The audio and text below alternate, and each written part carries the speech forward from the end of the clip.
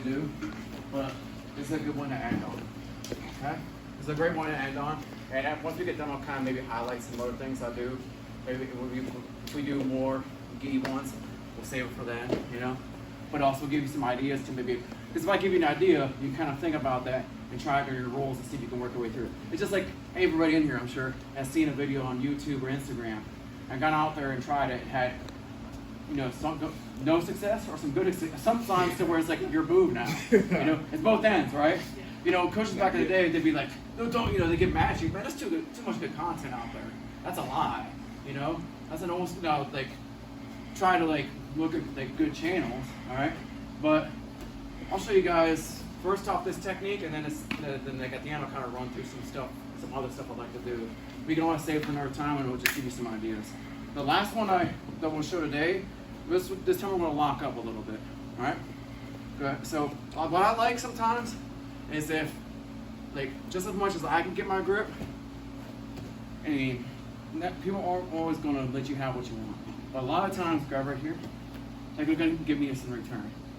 Sometimes I'll literally walk forward, like a big stance, and like I kind of like, you know they ain't going to shoot, and they'll just kind of take it.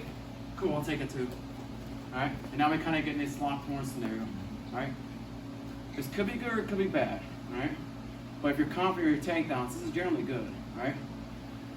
What I like to do is in these scenarios, especially we'll be a little bit more tall, because we feel like we have the lapels on each other now. Both of those are going to feel good about not being so down here. We're going to be kind of here, maybe trying to lock up, improve our head position. I like to go for duck unders here. Duck unders are wonderful for jiu-jitsu, all right?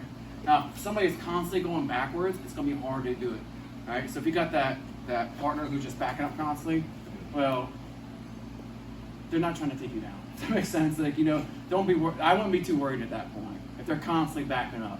But for somebody who's actually going to stay there and fight with you a little bit, duck under is a good opportunity. What I like to do is the grip is a little bit different. Not different, but I like to grab bare minimum at the elbow or even the tricep. And when I grab, you notice most gis, release, have like a seam running down the backside. Seams, lapels, those type of things, you know, a lot of times we even have like logos and stuff like that. They're actually good anchor points for your grip. They kind of hold on a little bit tighter, grip a little bit better, right? Especially seams. So what I like to do is like elbow or even tricep right here. What allows me to do, it allows me a lot of these type of options. Like as I open my elbow, it creates this hole right here. Right? I'm flaring my elbow, which is kind of like a no-no, right? But I'm in the driver's seat with this flare. I'm steering him, all right? So right here in stance, again, I'm going to my left side this one, all right? I can do it from either way, but like I can even step through. But if you're not confident with that kind of outside stepping, just go to your leg forward side, all right? Everybody, most people in here are going left leg forward, with some people are going right leg lead, and you're still working your way through it. I can show both sides, it's fine. I get here and here.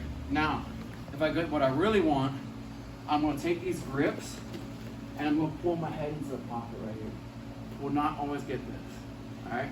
Because of this lapel grip and because of this free hand, they might be doing other things.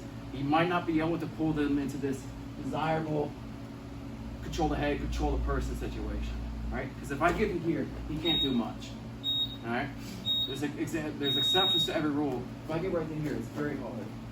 Now what I'm going to do is I'm going to take this outside step right here, all right? And I'm going to do a level change with the back knee. This goes back to my kind of joke earlier on about like, you know, about how a new person might come and start doing penetration steps. And you just tell them to stop. Where I realized over time, I didn't want to, I stopped saying stop, stop, stop. I'm like, well, that's not what I'm looking for right now, right? Because down the road, hitting that back knee has a place, all right? So, in this example, I'm doing outside step, but first, instead of where I was going outside step, heel toe knee, or double knee, or whatever, or even just a level change and coming up, I'm going stepping with this outside step, and this back knee is coming down. Now you can either hit the mat, or as you get more comfortable, make it kind of just a short little lunge.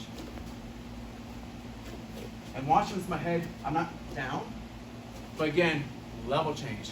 So we're doing two parts. A little bit of a stance, a little bit of a level change, and outside step. Again, outside step. And again, look at this lapel right here. But where the key comes is right here. And look at this. Alright? It's as simple as a go behind right there. Alright? This is like a funnel. You enter this funnel and everything opens up. Alright? You're at the bottom of the funnel and coming through, it opens.